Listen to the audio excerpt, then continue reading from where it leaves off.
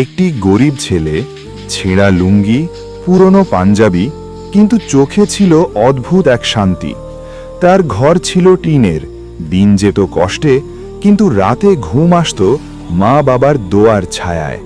ভোর হতেই সে কাজে বের হতো, রোদে পুড়ে, ঘামে ভিজে, আর সন্ধ্যায় ফিরে প্রথমেই খুঁজত মা বাবা কেমন আছেন। বুড়ো বয়সে মায়ের পা অবশ হয়েছিল। মায়ের পা টিপে দিতে দিতে বলতো, মা, ব্যথা কমেছে তো? বাবাকে পানি এগিয়ে দিয়ে বলতো, বাবা, একটু বিশ্রাম নিন। নিজে আধ পেটা থাকলেও মা বাবার থালায় খাবার তুলে দিত আগে। তার মুখে কোনো অভিযোগ ছিল না, শুধু একটাই কথা, আপনারা ভালো থাকলেই আমি সুখী। সময় গড়িয়ে গেল। আল্লাহ দেখলেন তার নিঃস্বার্থ খেদমত। ধীরে ধীরে বদলাতে লাগলো পরিস্থিতি। অভাব কমল, ঘরে এলো বরকত, আর হৃদয়ে এলো অদ্ভুত প্রশান্তি।